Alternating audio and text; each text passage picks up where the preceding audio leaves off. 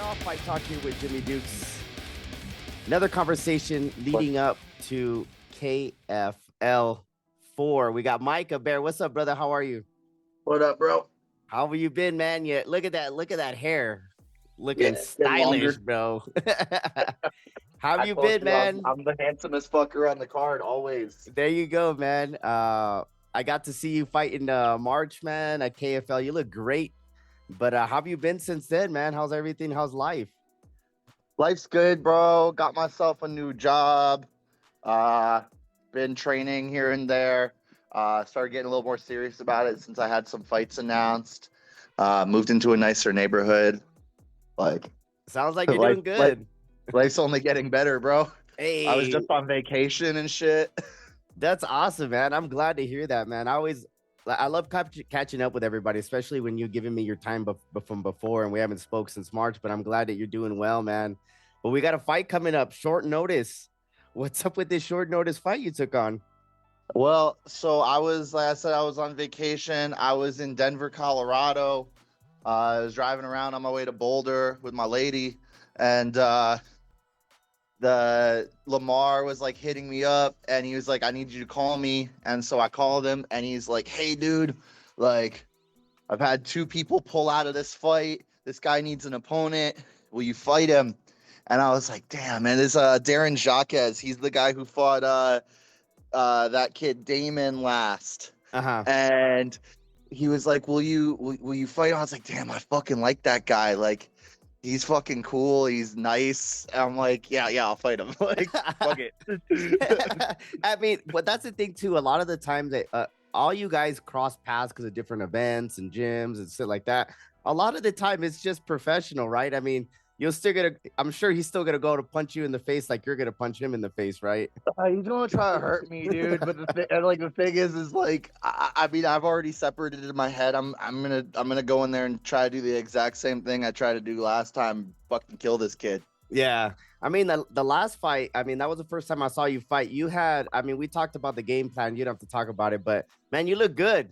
I mean, I remember we talked about, I was like, hey, why didn't you do this? And you're like, hey, well, this because of that or whatever. I was even talking to your coach and stuff. And I was Salcedo, and I was like, that makes sense. But you look good, man. You got that win in the split. And it's been some time. That shouldn't have been a split.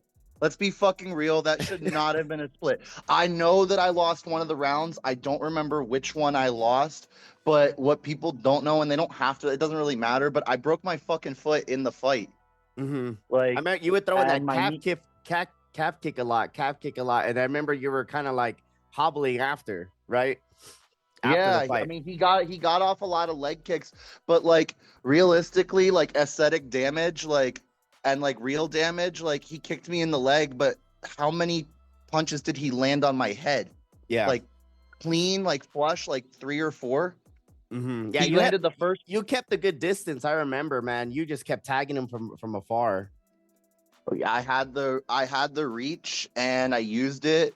And not only that, I had the power advantage, and on top of that, I had the head movement. Like, there was a couple times where he hit me, but I rolled with the punch. And like, my boxing may have looked sloppy, and it was a little sloppy in that fight, but like, I was rolling with all of his punches. Like, he couldn't get anything off on me. Like, he landed leg kicks, but like, I ate them, and I checked a lot of them too. So like, if the judges really want to count that shit, like he's throwing volume, like cool, he's spamming leg kicks that I'm checking. Like, awesome. Yeah, man. I mean, that shouldn't have been a split. Like, that was horseshit. And I heard he flipped me off after the fight. So you know what, Joe? Fuck you, motherfucker. Flip me off after a fight, after I go shake your hand, congratulate you, tell you how fucking awesome you are. Fuck you, pussy. I beat your ass, and you know that wasn't a split decision. Moving on from that fight, man, you got that dub, and it's been some time since you've actually fought. Was it a decision to kind of chill for a little bit? No, I got asked to fight, and I fought, and I'm fighting. I know, but since March, there was never anything that was in between until now. You were just kind of hanging out and just training. Oh, yeah. I mean, I took some time off because my foot was broken. Oh, that's right. That makes sense. I broke my foot on a body kick. My foot snapped, and my knee like popped too. When I planted weird on like a hook to the body or something, and because my foot was already broken, I was having trouble stabilizing, Mm-hmm. and so yeah, my knee, something happened to my knee, but I'm all good now. Yeah. So let's talk about training. How you've been lately? I know that you're kind of always on and off in training, but how do you feel about a short notice fight like this? Does it change the way you train in this short period of time? Is it more of the weight thing, or is it just kind of like, whatever, I'm ready to go? I mean, to be honest with you, like I was already like, I'm cardiovascular wise, I'm a little behind, but I can catch up. Um, I was in altitude, so that was kind of an aid to like the decision of like, all right, I'm in altitude right now. I'm feeling good. Like, I can definitely catch up on the cardio. I'll just eat a little different beforehand. I've already got the skill set to do so. It's less focused right now on actual martial arts training, more focus on just getting my cardio ready for a possible 3-round fight. Yeah. Especially in heavyweight. That's like we showed last time. That's not easy. Like you don't really often see heavyweights go all 3 rounds, and I did it. So I know I can do it. It's just about getting my cardio at or above that level. Yeah, I know. And that speaking of the power and everything, like at heavyweight, the physical power is key, obviously, but I've seen heavyweights go the distance. How do you balance the striking versus grappling in camp? When because some heavyweights like to grab, some don't. How do you how you balance the training with those two? Well, so I'm gonna be honest with you. My focus has been on striking because my striking is not superior to my grappling. Yeah. We didn't see me grapple at all in the last fight. And I made an attempt at my first fight with Dylan Matthews to grapple. I almost had a single leg. He did a great job like lurching over me and keeping me from taking him down. I think a lot of guys know that if I take them down, that it's probably a good night at that point. So I have been focusing a lot more on my striking just to get it back up to speed to fight some of these higher level guys. But I mean, I still grapple here and there. It's just a lot more striking and cardio and footwork drills. Yeah. So do you anticipate like a chess match, or do you feel like it's gonna be more of an explosive match with Darren? I don't know because we didn't really get to see what Darren does last time. I will say I watched the fight live. He landed a fucking fat hook on Damon's head, and I know that hurt. Like I saw the way Damon's head shook. And then Darren shot on Damon, which probably wasn't the best idea, but Darren knows that. But we didn't really get to see a lot. So is he going to try to shoot on me? I don't know. Is he going to like want to just slug it out with me? I don't know. I'm like mentally, I'm ready for whatever he wants to do, because like, I mean, at the end of the day, like what he wants to do isn't necessarily what's going to happen. Yeah. Like, I feel like I have the mental, cognitive ability. I have the cognitive ability to kind of control the pace and control what I want to do. In the last fight, I controlled the pace. I made Joe do what I wanted him to do. Like I was saying, like he got off a lot of leg kicks, but like, I mean, I didn't really care. At the end of the day, like I will use whatever part of my body I want as a shield. And if it means sacrificing a leg so that I could fucking nail you in the face as many times as I want, which I did, like I'm going to do it. I controlled, like, I think I have a good ability to control the pace. Yeah. And I feel like after I saw that last fight, even after you look like you could have gotten another 2 rounds. You know what I mean? I could have. Yeah, you know what I mean?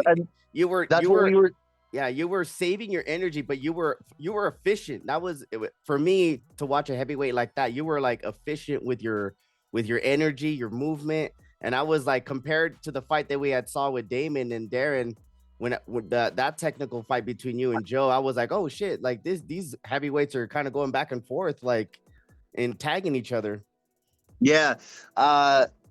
So my coach, Ruben, he told me, he's like, the first time you hit him, he's not going to get close to you anymore. And that's exactly what happened. He hit, like, I don't know if you remember in that fight, but the first 2 times he hit me, I looked at him and smiled. Because I don't, like, I mean, dude, I'm a big fucker. Like, I got a big old head. I got a big, fat, strong neck. I'll take a punch. Uh-huh. But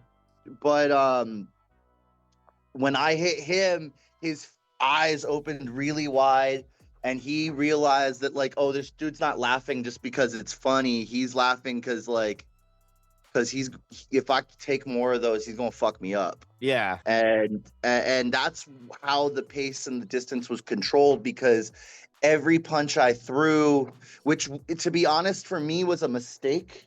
I shouldn't have been headhunting like I was.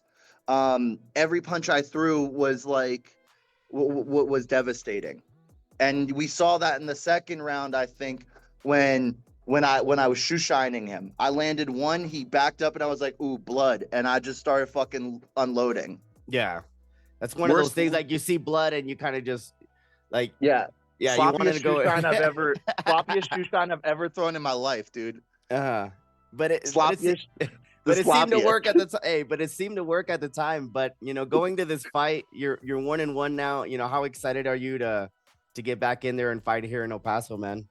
I'm excited. I mean, I'm happy to be going out there and fighting again. I thought maybe after that last one, maybe I'd be done doing it because I'm a little older than everyone. But like, at the end of the day, like, shit, like, I was training with Ruben for his fight on the KFL that got canceled, and I was like, damn, I gotta do this again. You get that itch. Now that I'm getting to know more and more fighters, it seems like you guys get that itch every once in a while. If the situation or the opportunity presents itself and it makes sense, you guys more inclined to say yes, huh? Yeah, you know what, dude? I'm gonna be honest. Genuinely, I feel like I could take this. If I could take this all the way, like, I believe in my heart that I can claim all of the titles from these, like, sort of popular local brands and promotions. I think I could take all their heavyweight titles. And if that's the case, if I can round robin it and take, like, KFL, CFC, Empire, if I can take all their heavyweight titles, why wouldn't I go pro? Like, I'm good at it. I'm really good at it. And there's more potential there. I know there is, because in the training room, I'm significantly better than I am in the cage. Yeah. And I think I said that in our last interview, bro. It doesn't always translate. You know? Yeah. It doesn't always translate. Everything's a little heavier. So you get a little more tired, adrenaline pumps, like. Yeah. And also in the heavyweight division, man, it only takes one punch. I mean, it only takes somebody slipping or getting a hold of an arm or a neck, and your guys' size and pure force can make that difference in that split second, man. I'd like to show that in this fight a little more than I did in the last one, dude, because I think in the last one I was more like trying to snipe. Mm-hmm. And in this one, I would like to show a little bit more of the actual heavyweight rather than the how quick I can move out of the way and counter punch you, kind of Micah. Like, I'd like to show the Micah that can actually go in there and, like, blow through somebody. And not to say that Darren's that guy that's going to be the one to have that done to him, because, like, I don't know what Darren's capable of. I know he's been training for a very long time. But I mean, if it's him, it's him. If it's somebody else, it's somebody else. Yeah. I one thing I do appreciate you, man, and even in the conversations we had in the back there, man, I love your honesty, the way you carry yourself, man, and I do look forward to seeing you in there next Saturday, brother. Hey, thanks, man. I guess it's by dumb luck that we're getting that, because he had 2 opponents pull out. Yeah. That sucks, dude. Yeah. That sucks. You're getting ready for somebody and then they fucking pull out because of an injury.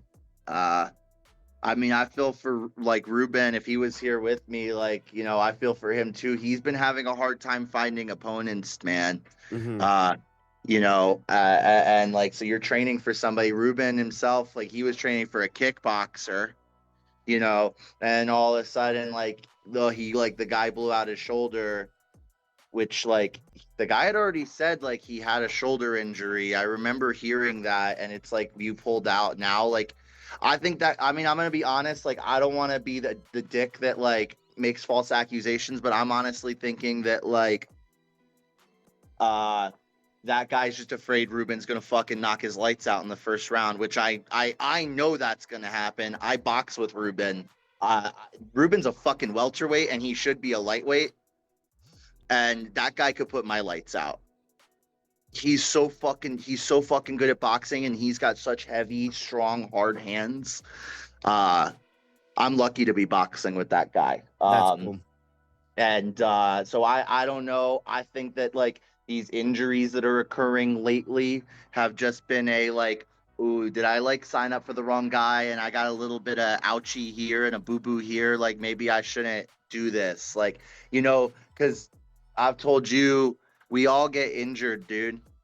Like, we're competing, we're training, like, we're doing all these things. We're putting so much stress on our body. There's only so much you can do to heal.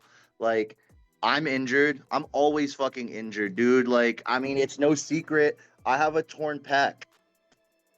Like, I have a torn pectoral muscle. Like, it was shown in the last fight. It's not a secret. I'm not hiding it. Like, you want to fucking complain about a boo-boo? Like, kind of, like, maybe go fuck yourself. Complaining about boo-boos, like, you sign up for a fight, go be a man and fucking fight. Unless, like, you broke something for real, like, you broke your fucking leg and you can't walk, or you broke your arm and you can't punch, like, go fuck yourself. Like, all hats off to opponents I've had in the past, bro. Dylan Matthews, for instance, that kid fucking separated his shoulder, like, a few times before we had a jiu-jitsu match, and then in our match, I blew his shoulder out completely. Like, but that dude went out there and did it. Like, like, some of these guys are made for it. Some of these guys aren't. And if you're not made for it, if you're going to pull out because you got a fucking boo-boo, go fuck yourself. Don't do this. Don't do this shit. Yeah, this is if anything that I've been around, more fighters and things like that. It's not for the faint of heart. It takes different type of people, man. But with all that being said, man, I appreciate your time. And I look forward to seeing you at KFL, even though it's on short notice and everything. I appreciate your time. But before we get out of here, man, you want to shout anybody out? Any last words, brother? Nah, I mean, just like my people that I train with, Ruben, Frisco, any of the Gracie Baja team that gives me rounds when they can. My boy Alexis, my boy Dom, my boy Matt, and then Lamar, obviously, for putting me on and keeping me on these cards. Nice. Enjoying my presence on the cards. I appreciate that too. Shout out to you, brother, for giving me your time and getting my name out there. Yeah. Hell yeah, man. We'll see it Saturday night, and hopefully I can get in there quick and get out of there quick. I wish I was the first fight on the card, bro. You can sit back and relax, dude. But yeah, man, go home and drink a beer, dude. There you go, man. Well, dude, I look forward to seeing you out there, man. You're always, dude, I love your personality, and I've always had good times talking to you, man. I appreciate you, brother. But yeah, you guys keep up with us. KFL 4 happening next weekend, August 23rd. I'll be out there, cage side, hanging out. You guys make sure to get your tickets. Come check out Micah. I'll be drinking beer. He's gonna try to change the fight card mix up and be first so we can get it out of the way. But man, thank you so much for your time, brother. Yeah, for sure, brother. Until next time, later, guys.